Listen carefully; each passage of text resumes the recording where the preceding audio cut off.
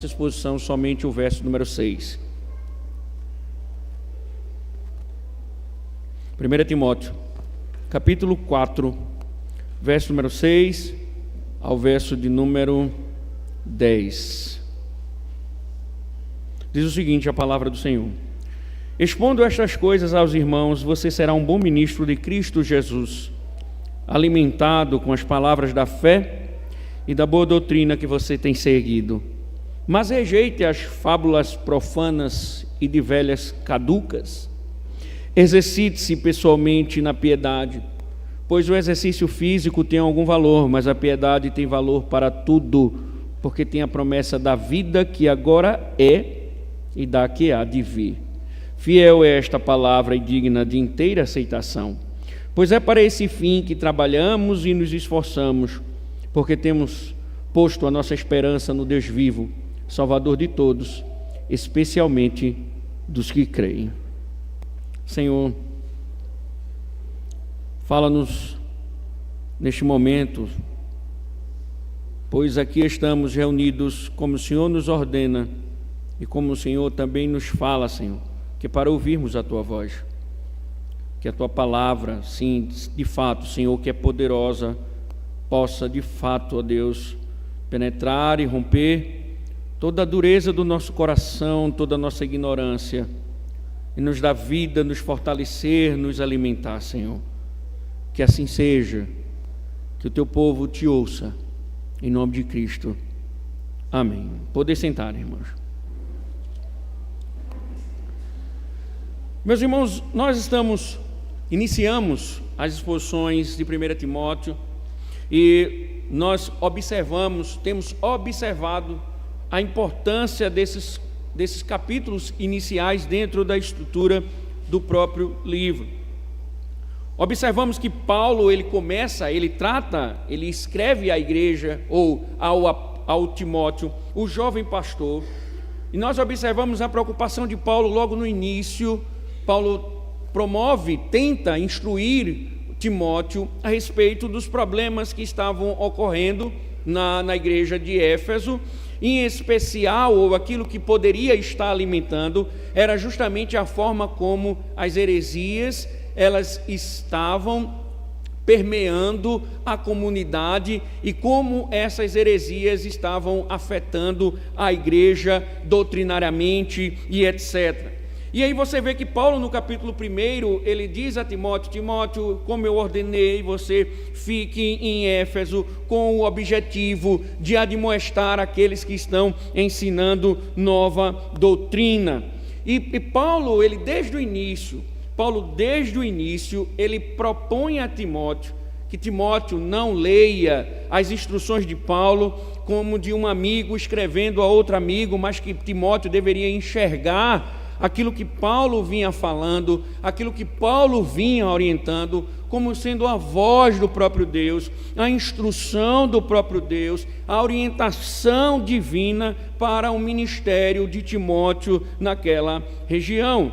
Então, Paulo vai deixando isso claro, Paulo vai deixando isso evidente na sua escrita. E aí Paulo, ele continua na sua argumentação, e vai tratar sobre a questão do culto, a questão da santidade dos homens, quem deve dirigir a liturgia do culto público, quem deve pregar. Depois Paulo, ele vai deixando claro, a importância dessa estrutura, regulando o culto. Você observa que Paulo, ele trabalha também os oficiais da igreja, os presbíteros, os diáconos. E depois Paulo retoma, ou ele propõe, ele coloca, ele acrescenta a importância da igreja, a natureza da igreja, ou seja, os ofícios, aqueles que são oficiais, eles devem entender a natureza da igreja para que eles de fato possam exercer os seus ofícios, glorificando a Deus e representando Cristo. E aí Paulo explica que a igreja tem como fundamento a verdade, que a igreja proclama a verdade, que a igreja vive a verdade. E no capítulo 4, Paulo volta a tratar sobre o problema das heresias. Se você observar, irmãos, desde o início, Paulo vem mostrando a importância do ensino. Paulo vem mostrando nas entrelinhas a importância do ensino. Por quê? Timóteo fica em Éfeso para combater as heresias. Paulo regula o culto. Paulo orienta quem deve ensinar, que são os oficiais, os pastores, quem deve ensinar. Paulo vai falar sobre os oficiais e diz que o presbítero deve ser apto para o ensino. Diz que os diáconos devem ter conhecimento da fé. Em seguida, Paulo fala sobre a natureza da igreja, que a igreja ela tem como fundamento a verdade, ela proclama a verdade e ela vive baseada na verdade.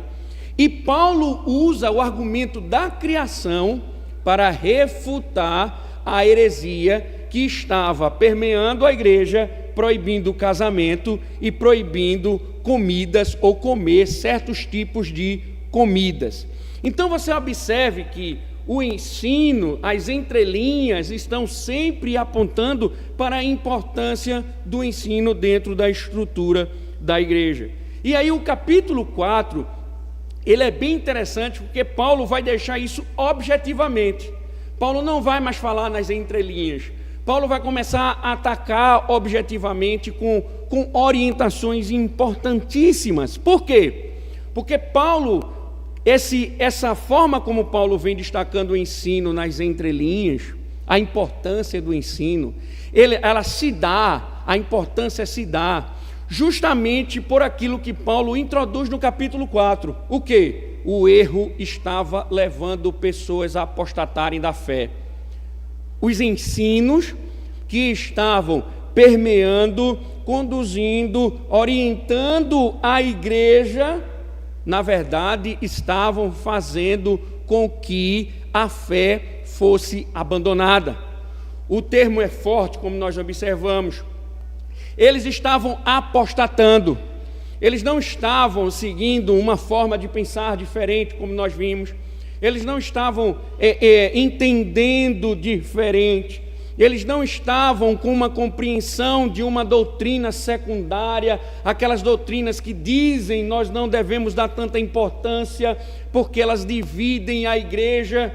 Vocês viram que o que Paulo deixou claro é que eles estavam, quando estavam defendendo o não casamento e não comer aquilo que Deus havia dado de forma bondosa aos homens, eles estavam se desviando da verdade, eles estavam apostatando. E a palavra apostasia é isso, é que eles estavam não só abandonando a verdade, mas automaticamente abandonando o Senhor, que é o Senhor da verdade.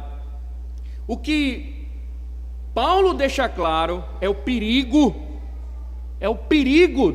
desse erro, é o perigo da heresia. E volto a enfatizar, por que é perigoso? Porque não se trata de uma opinião, não se trata de uma percepção diferente, não se trata de um entendimento divergente, não se trata de um machismo, se trata de ensino maligno dentro da igreja para desviar as pessoas da verdade, ao ponto delas abandonarem o Senhor por causa desses erros. Então a pergunta que nós fazemos para introduzir a próxima parte diante desse conflito, então vocês observam, no mundo pós-moderno, onde tudo é mera opinião, não existe uma verdade objetiva e absoluta, é impossível pensar nesse contexto. Porque veja, vamos dar um exemplo. Você às vezes vai em certas igrejas presbiterianas que a pessoa pensa do jeito que ela quiser. Ela entende do jeito que ela quer. Ela está dentro de um sistema, mas ela entende que ela pode pensar da maneira que ela quiser. Por que isso é possível? Então você chega numa igreja presbiteriana, por exemplo, você encontra pessoas que não creem nos símbolos de fé. Você chega na igreja presbiteriana e encontra pastores que ficam na internet mandando os crentes assistirem The Chosen, quando nós temos lá no nosso catecismo dizendo que é uma clara violação do segundo mandamento. Como eu já vi, pessoas no meio da igreja presbiteriana dizendo que falam em línguas, que são pentecostalizadas, que têm experiências espirituais.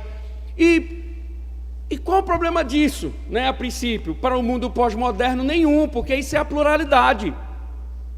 Nós somos uma pluralidade, é uma igreja inclusiva, onde todos são recebidos, né? É um grande guarda-chuva, a igreja é um grande guarda-chuva, cabe todo mundo, porque não existe heresia, não existe desvio doutrinário, não existe erro, cada um tem a sua experiência, cada um tem a sua ideia, cada um tem as suas convicções, cada um faz o que bem entende, e nós não podemos criticar, porque esse é um mundo pluralista.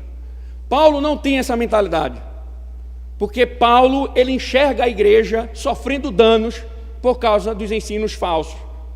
Paulo vê uma igreja se desviando por causa de ensinos falsos. Paulo vê perigo diabólico em erros doutrinários permeando o seio da igreja. Paulo não tinha uma mente pluralista. Mas qual é o ponto de hoje? É o seguinte: o que se espera de um ministro numa situação como essa? O que se espera de um pastor? O que é que o pastor deve fazer numa situação dessa? Deve absorver a mentalidade pluralista e conduzir todos, apesar da pluralidade, ou ele deve se posicionar? O que ele deve fazer? E aí é o que nós vamos ver hoje. Por quê? Porque essa parte do texto é Paulo exortando Timóteo a que ele seja fiel ao ministério da palavra, que ele seja fiel. Paulo não vai orientar Timóteo para que ele seja uma pessoa de renome. Paulo não vai orientar Timóteo para que ele seja um homem reconhecido na sociedade pelos seus grandes trabalhos filantrópicos, pelas ONGs que ele desenvolve. Paulo vai chamar a atenção de Timóteo que o ministério, o pastor, ele tem que ser fiel. Tem que ser fiel à verdade. Por que Paulo vai dizer isso? Porque essa é a única forma de combater o erro e proteger a igreja do erro. A fidelidade à palavra é a única forma de instruir a igreja, de combater o erro, de proteger a igreja do erro. Paulo, então, nessa parte do texto em diante, ele vai orientar: seja fiel ao ministério da palavra. Você não foi chamado para outra coisa a não ser ensinar a igreja. Então Paulo, nesse primeiro momento, em especial no verso 6, Paulo vai orientar Timóteo que ele deve ensinar a verdade. É função dele ensinar, e Paulo automaticamente orienta que ele também deve se dedicar ao aprendizado. Porque ao contrário do que muita gente imagina, sermão não brota do chão, sermão não é psicografado, conhecimento não cai de paraquedas, conhecimento não é revelação, existe um esgotamento nos bastidores para que o pastor ensine a igreja. E Paulo vai dizer a Timóteo: estude, dedique-se para que você ensine. Então, no verso 6, essas orientações, elas são necessárias para o Timóteo. E para nós é importante, por quê? Porque nós vamos aprender o que significa o ministério pastoral. O pastor está aqui para quê? Para desenvolver o quê? Para ser ativista, para promover eventos, para realizar uma série de coisas. E nós muitas vezes esquecemos o que Timóteo diz aqui. Por isso que vocês que vão escolher o futuro pastor de vocês, vocês devem saber dessas informações aqui que são pertinentes para a escolha do futuro pastor de vocês. nada mais então a não ser ouvir a voz do Senhor. Como expliquei, irmãos, eu vou, como capítulo 4, dar uns 8 sermões. Eu vou tentar dar os 8, expor os 8. Então a gente vai passar um bom tempo no capítulo 4. E hoje é só um verso para nós entendermos a importância dele para toda a estrutura. Automaticamente, o verso 7, 10 ao 10 será exposto hoje à noite. Então, vamos observar com detalhes como Paulo ele começa essa parte do texto orientando a Timóteo, porque o contexto é desafiador. Nós estamos falando de uma igreja que está perdida teologicamente. Nós estamos falando de uma igreja que tem uma influência gigantesca das heresias, e muitos, Paulo diz, alguns estão dando ouvidos. Ou seja, tem gente ensinando coisa errada e tem gente emprestando os ouvidos. Tem gente lá na igreja ensinando heresia e sempre tem alguém com os ouvidos atentos. E lembrem-se, não é somente ouvir. O verbo usado por Paulo, a intensidade da construção, da argumentação de Paulo, mostra que é alguém que está ouvindo e está seguindo as heresias que contaminavam a igreja, e elas estavam se desviando. Elas pensando que estavam andando na verdade, Paulo diz, elas estão apostatando. Elas pensando que estão seguindo a Deus, elas estavam abandonando o Senhor. E apostasia é tão sério, irmãos, volto a enfatizar, para vocês entenderem a dimensão da seriedade da coisa, é que a apostasia é vista como uma porta que se abre para o inferno. Uma porta até é considerado aquele que está caminhando para o inferno. Não é alguém que vai para o céu com um equívoco teológico, é alguém que está caminhando para o inferno, e essa porta se abriu pelo desvio teológico.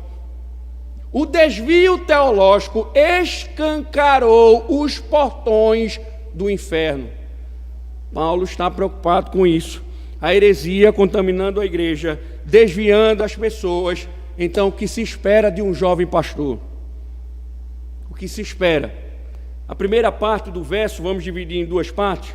A primeira parte do verso chama a atenção quando diz: expondo estas coisas aos irmãos, você será um bom ministro de Cristo.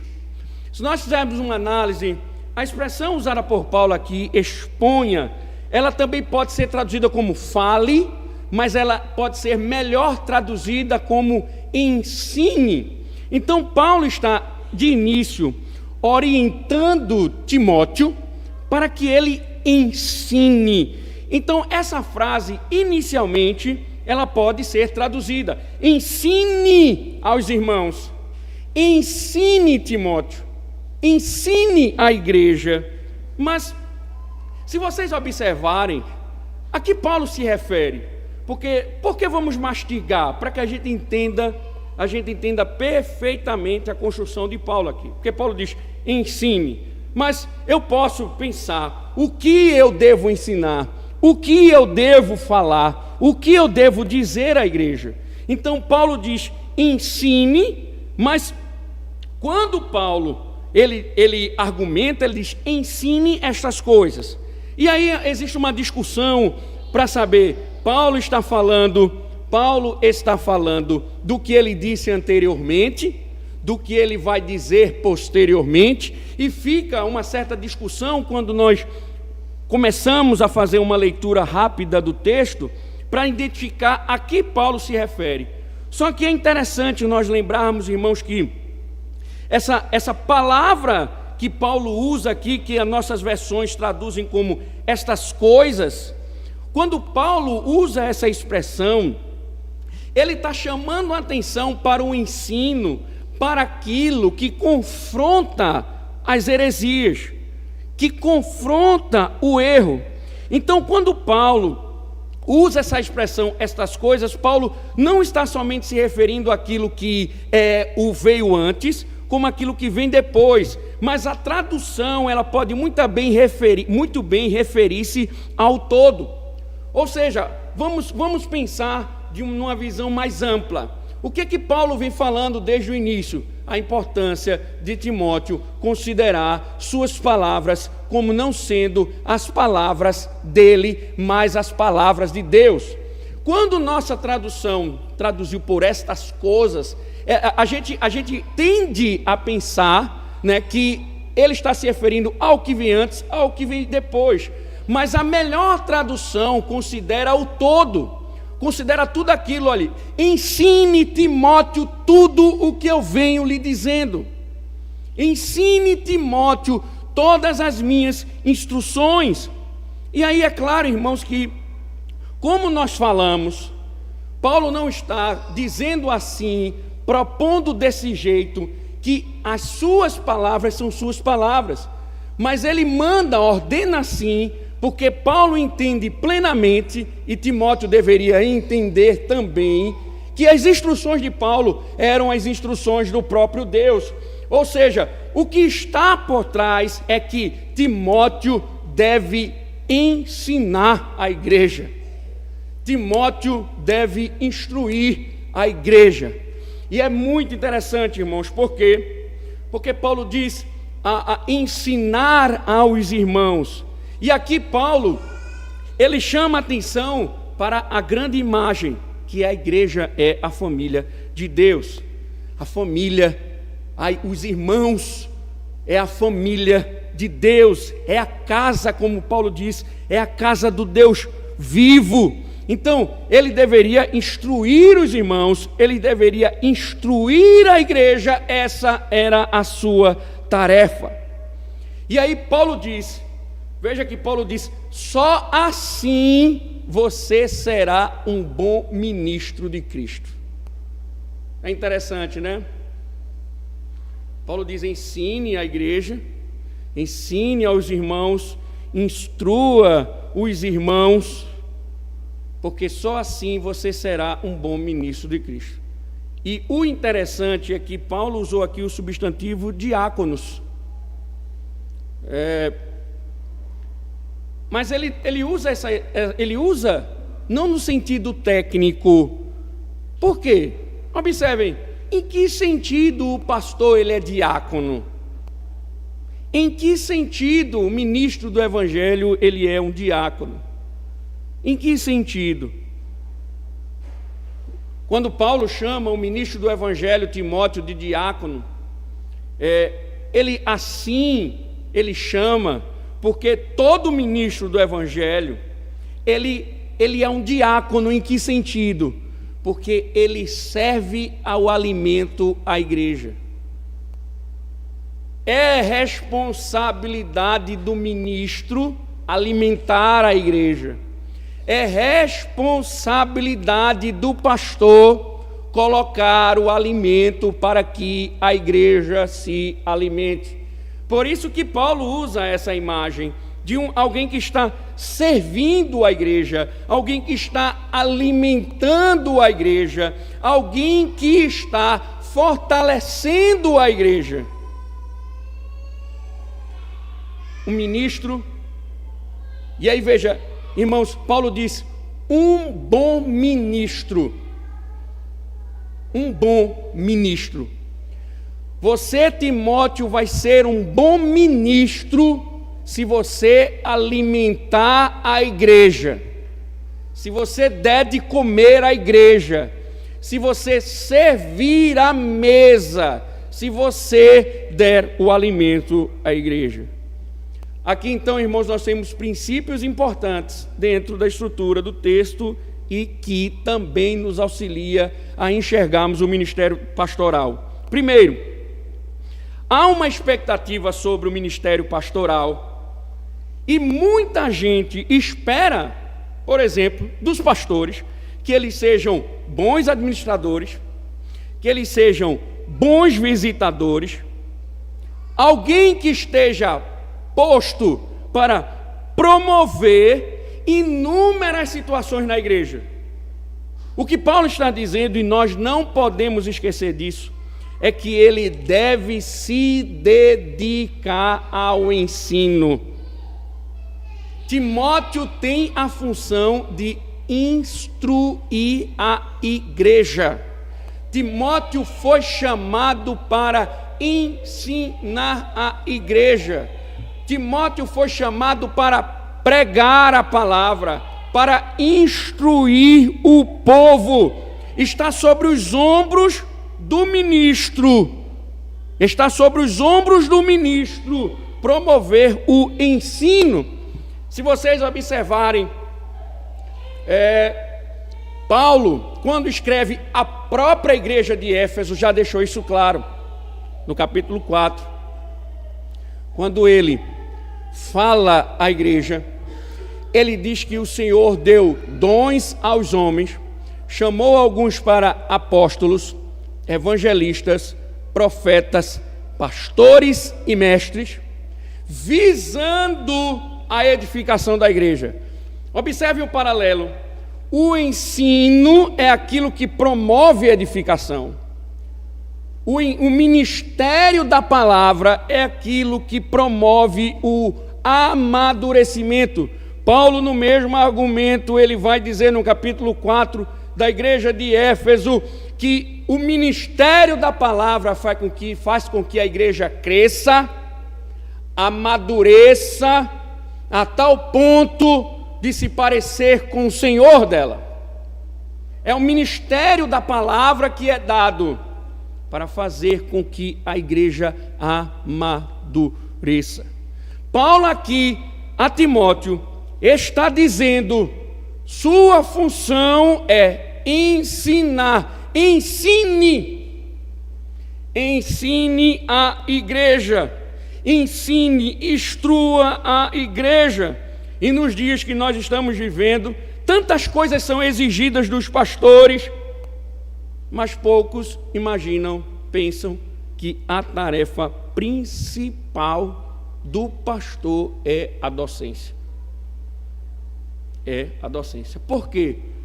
Porque é um ensino que é instituído por Cristo que alimenta a igreja. Lógico, irmãos, em segundo lugar, o que é que ele ensina? Ele ensina a palavra.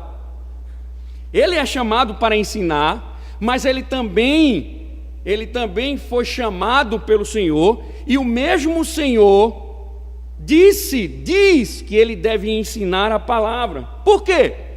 Porque nós temos uma tendência de pensar ou imaginar que podemos tirar um ensino do Evangelho substituindo por outras coisas. Transformar os púlpitos em grandes palestras, um ambiente de culto para dar testemunhos. Vou chamar a irmã fulana, o irmão ciclano para uma noite de testemunhos e tantas outras coisas. Mas observe que Paulo exorta Timóteo para que ele ensine segundo suas instruções. Ele ensine segundo a palavra, ele ensine segundo a verdade, ele ensine segundo as orientações divinas. O pastor, ele foi chamado para ensinar a verdade, ensinar a palavra. Ele não foi chamado para viver dando palestras. Aqui no púlpito não é lugar de Pablo Marçal, aqui não é lugar de psicanalistas, aqui não é lugar de psicólogos, de terapeutas, mas o púlpito é lugar de teólogos cativos à palavra de Deus. O que ele deve fazer é ensinar a palavra. O conteúdo de sua voz é a palavra, é a verdade que provém da palavra. O ministro deve somente pregar a palavra. Por quê? Porque a palavra é o alimento que a igreja carece. Não é o que o ministro acha. O ministro não pode nutrir a igreja com aquilo que ele acha que deve ensinar. O ministro, ele não foi posto para escolher que tipo de alimento vai dar à igreja. O ministro não foi chamado para dar outra dieta. O ministro do Evangelho não foi chamado para ensinar outra coisa a não ser a verdade. O problema, irmãos, é que em muitas igrejas as pessoas não querem mais ouvir a verdade. Elas não querem mais ouvir a verdade. Elas querem pseudos pastores. Elas querem psicanalistas. Elas querem coachings. Como o próprio Paulo vai dizer a Timóteo na segunda epístola, elas querem pessoas que falem coisas agradáveis aos ouvidos. Por isso que elas ficam iradas quando escutam: arrependa-se! Por isso que elas odeiam quando o ministro denuncia o pecado, porque elas não querem ouvir a verdade. Nós estamos num mundo em que os crentes odeiam a verdade. Por isso que é tão difícil ser ministro fiel, porque os crentes de hoje não querem ouvir a verdade. Paulo disse: você só vai ser um bom ministro se você pregar a palavra.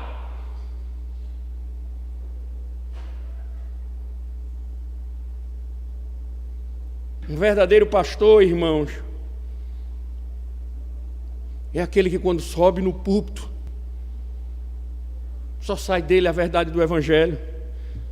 A verdade do Evangelho. É interessante porque, fazendo uma análise recentemente sobre um tema que queríamos desenvolver no futuro, e aí um teólogo argumenta bem interessante, porque ele me fez lembrar de uma coisa que às vezes a gente esquece. Por que o Evangelho se chama Boas Novas? E ele diz: porque tem uma má notícia por trás. O Evangelho só é boa nova se a pessoa souber que existe uma má notícia. Se ela souber quem ela é. Se ela souber que ela vai para o inferno. Se ela souber que ela é pecadora. Aí o Evangelho se torna uma boa nova. Mas observem, mesmo com essa recomendação de Paulo, as pessoas não querem ouvir a verdade. Elas se ofendem quando os pecados são denunciados. Mas um pastor fiel não deve estar preocupado com isso. Um pastor fiel não deve se preocupar se tem irmão bicudo na igreja, se tem irmão que não gosta de ouvir a verdade. Problema é dele. Porque o que importa para Timóteo é o que Deus vai dizer dele. Você foi um bom ministro. Por quê? Porque você foi um grande empresário. Porque você concluiu o curso de psicanalista. Porque você virou um dos maiores psicólogos de Currais Novos. Porque você só vivia transitando nas prefeituras, na Câmara de Vereadores. Porque você andava com o prefeito, ficava de mão dadas com freiras, com romanos, com católicos. É isso, você vai ser um bom ministro se for assim. Paulo diz: não, você vai ser um bom ministro se você pregar a verdade, se você ensinar a verdade, se você instruir o povo, se você alimentar o povo com a verdade. E por que isso é importante dentro da estrutura do texto? Porque, irmãos, uma das coisas que o ensino faz, uma das coisas que a pregação fiel faz, é combater o erro. Um ministro fiel, ele é um defensor da fé. Um ministro fiel, ele se torna um leão quando a verdade está sendo atacada. Ele não suportará o erro. Ele estará posto a combater o erro ao ensinar as ovelhas, ao pregar fielmente. A verdade é exposta, defendida, e o erro, tudo aquilo que é contrário ao Evangelho, será denunciado. Não há como, irmãos, expor o Evangelho sem denunciar o erro. Há muita gente pregando um Evangelho que é só amor, que não tem confrontação, que não ensina, que não desconstrói o erro, isso é uma grande mentira. Porque todas as vezes, só basta ler o Evangelho de João, só basta ler, todas as vezes que Jesus ensinava, ele confrontava as heresias farisaicas, essênicas, dos zelotes na época.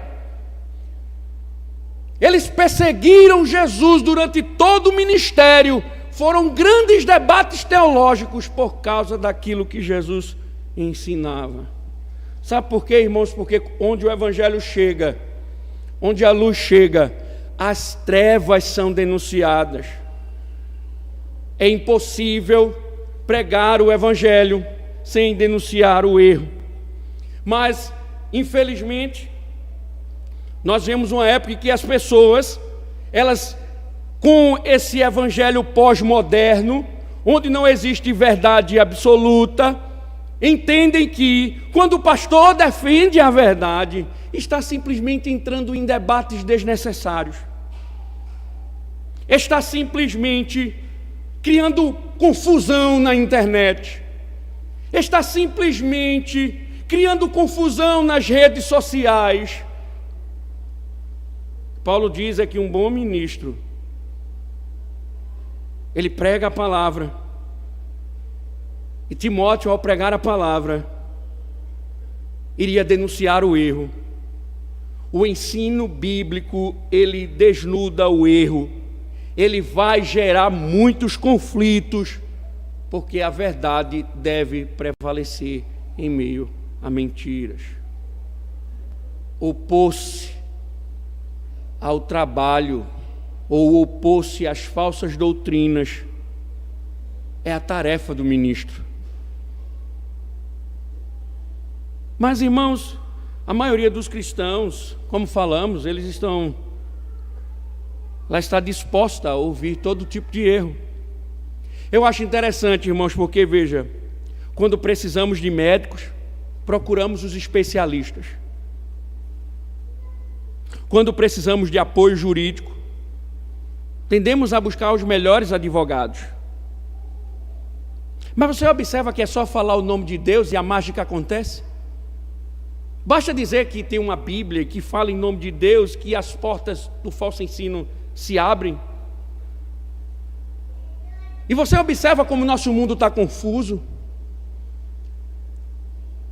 Observe como o mundo evangélico está tão confuso que o ministro fiel do evangelho é um mal para a igreja hoje.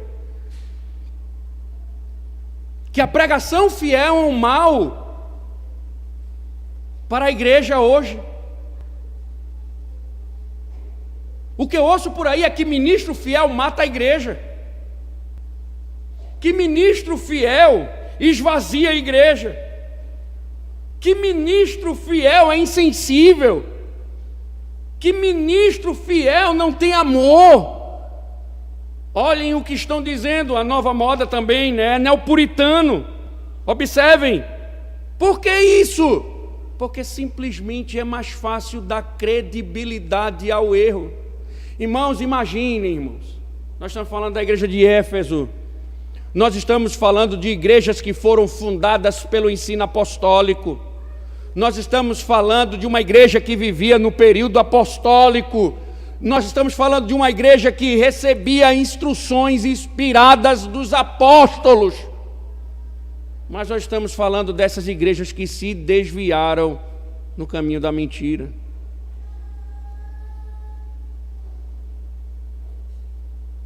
Hoje em dia é uma ofensa o ministro fiel no púlpito. Eu sempre conversando com amigos, eu sempre digo, meus dias estão contados como ministro do Evangelho. Porque eu sei que vai chegar uma época que os pastores fiéis, nenhum deles terão mais oportunidade. Claro, há sempre exceções. Por quê? Porque simplesmente as falsas doutrinas são aceitáveis por todos os lados. Mas Paulo está dizendo, você quer ser um bom ministro, Timóteo? Você quer ser um bom ministro, pastor Jonathan? Vocês querem um bom ministro, igreja? É aquele que ensina a palavra, é aquele que prega a palavra, é aquele que está disposto a combater o erro, é aquele que está disposto a nutrir, a alimentar, a de fato dar vitamina genuína ao povo. Mas na segunda parte do texto, veja que interessante, porque isso é importante. Mas considere o que Paulo diz em seguida, porque Paulo diz: exponda estas coisas aos irmãos, você será um bom ministro de Cristo Jesus, alimentado com as palavras da fé e da boa doutrina que você tem seguido. Não é interessante, irmãos, pensar, porque Paulo diz aqui, em outras palavras, que ele também será um bom ministro, não só ensinando. O que vai caracterizar um ministério louvável é que ele tanto instrui as pessoas com a boa doutrina, como ele diz, mas Paulo diz também como você será um bom ministro, não só ensinando, mas se nutrindo pessoalmente. Paulo está dizendo, você não será somente um ministro alimentando, você será também, se você se alimentar, se você comer também desse alimento, se você degustar também desse alimento, você será um bom ministro. É interessante, irmãos, porque Paulo está estabelecendo um elemento que muitas vezes nós esquecemos. O pastor, ele está posto, como nós vimos, para instruir a igreja, para ensinar a igreja, para servir a igreja com o ministério da palavra. E Paulo estabelece uma regra aqui também. Por quê? Porque por trás do ministério pastoral deve existir a disciplina do estudo em particular. Paulo chama a atenção de Timóteo para que o pastor que ensina, o Timóteo que ensina, ele deve se preocupar em aprender. Todos os melhores mestres são os que se mantêm na condição de estudantes. Ele não poderia ensinar a igreja se não houvesse dedicação ao ensino, se ele não se alimentasse com essas palavras. É interessante, irmãos, porque numa época de burrice, numa época de idiotice, numa época de ignorância, onde o estudo, a linguagem tem sido desprezada, Paulo está no movimento contrário. Quer ser um bom ministro? Estude. Não é revelação. Deus manda dizer a vocês, irmãos, receba, vai dar meme, receba, estude, dedique-se, envolva-se. O que Paulo está dizendo, a tal ponto de estas palavras, antes de alimentarem o povo, alimentarem o seu coração, falarem ao seu coração, dirigirem ao seu coração. Perdi a quantidade de vezes que muitas vezes no escritório, digitando o sermão, pensando, e a esposa entra para um chá, uma coisa, e diz: por que você está chorando? Sabe que eu estou aqui refletindo no que eu mesmo estou dizendo. As palavras estão me alimentando. Eu estou comendo agora, eu estou produzindo a comida, estou degustando um pouco da comida que eu vou dar aos outros. Paulo está dizendo, um bom ministro, ele estuda, ele tem um estudo particular, ele é dedicado, ele ensina bem, porque ele aprende bem. Então, antes de ter condições de ensinar a verdade, Paulo está dizendo, alimente-se, dedique-se, seja alimentado pela verdade. E aqui, irmãos, faz todo sentido, porque um ministro fiel, ele sabe muito bem que a pregação do evangelho demanda dedicação. Eu fiquei muito feliz esse final de semana, porque o ministério da palavra não foi afetado essa semana, apesar de um acampamento. Eu pude me dedicar à pregação porque irmãos da igreja se envolveram na estrutura, na organização, no desenvolvimento, e eu pude parar, estudar, pesquisar, me alimentar para alimentar a igreja. Mas, irmãos, infelizmente tem muitas pessoas que não compreendem que o processo por trás do ensino exige muito tempo e dedicação. Exige horas de trabalho, de leituras, de oração. Quantas vezes tive que ligar, quantas vezes tive que pedir orientações a pastores por não estar entendendo um texto depois de horas e horas de estudo, por não compreender o hebraico, por não compreender o grego. Isso é um trabalho enorme, chato muitas vezes. Mas o pastor precisa disso, e muitas vezes a igreja fica exigindo coisas que não é obrigação do ministério pastoral, sufocando o ministério da palavra, matando os sermões. Por isso que tem em muitas igrejas aí pastores que visitam 300, 400 vezes durante o ano, mas sermões de 20 minutos, sermões de 15 minutos, sermões que são mais palestras, não há teologia, não há conhecimento. Por quê? Porque são vagabundos, não estudam e não estão alimentando as ovelhas. Estão dando sopa rala. Paulo está dizendo: alimente-se para que você alimente outros. Aprenda para que você ensine. Dedique-se. Não vá atrás das outras demandas. Aprenda e ensine. Porque assim você foi, ou para isso você foi chamado.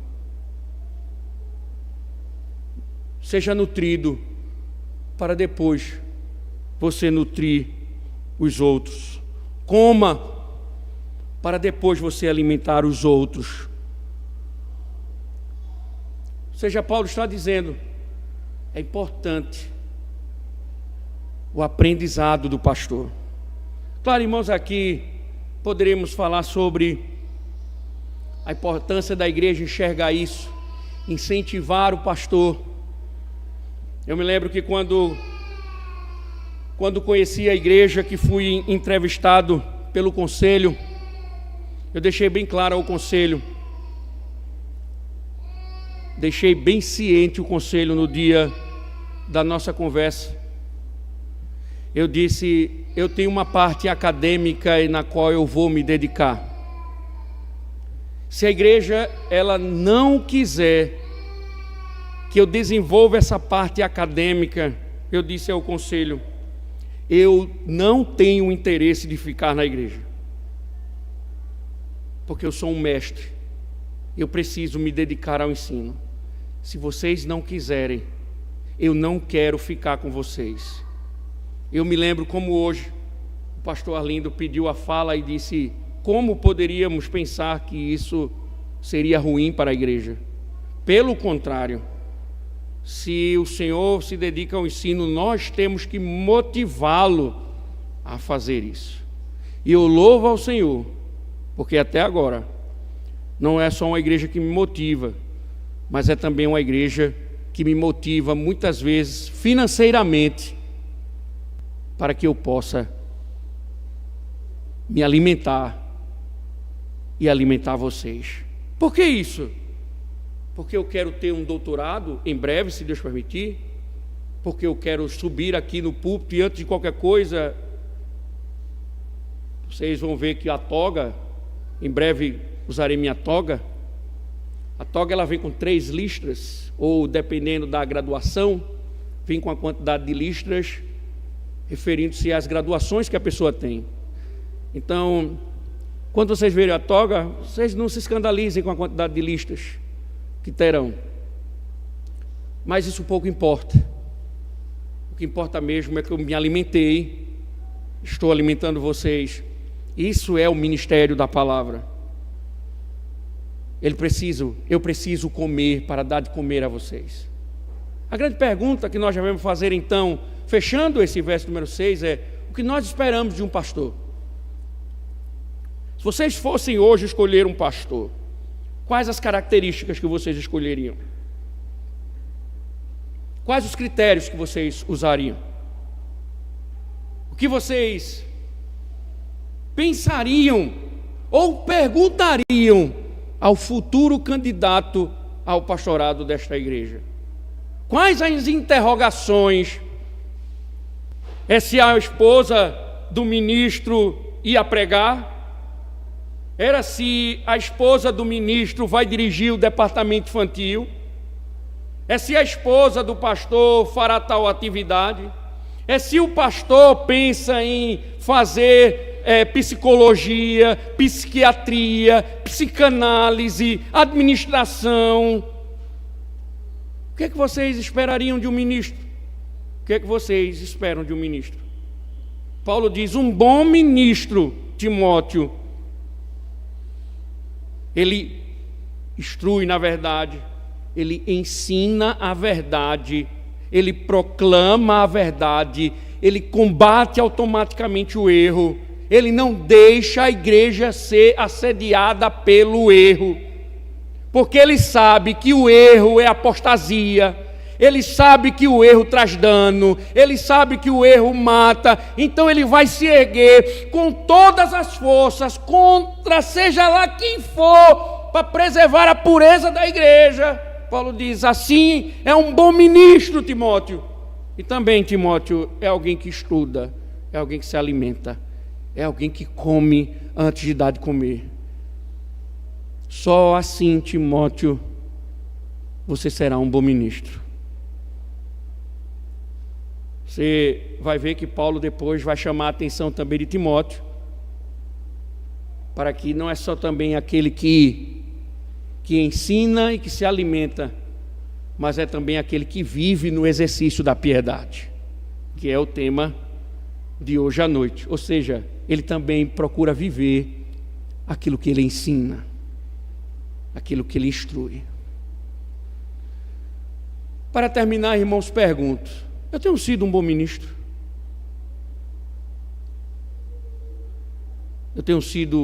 Será que eu me enquadro nas orientações de Paulo a Timóteo, nesse verso número 6?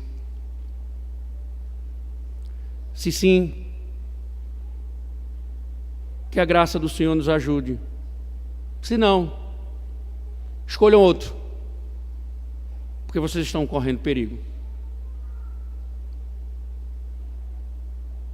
Porque vocês estão correndo perigo. Não só isso, porque vocês estão desnutridos. Uma igreja que não ouve a verdade, ela está desnutrida. E sabe o que acontece? Você vai ver em outros momentos, você vai morrer. Porque se você para de comer, você vai ficar fraco. Aí você fica fraco, você adoece. Aí você continua sem comer, você morre. Igrejas que não escutam a pregação, se não estão mortas, a cerimônia fúnebre já foi marcada. Porque esse é o processo natural de uma igreja que não come. Então, se eu não tenho dado de comer a vocês, vocês estão próximos, se não mortos, mas próximos de morrer. Não se esqueça do que Paulo, na verdade, do que o Senhor nos falou através do apóstolo Paulo. Oremos.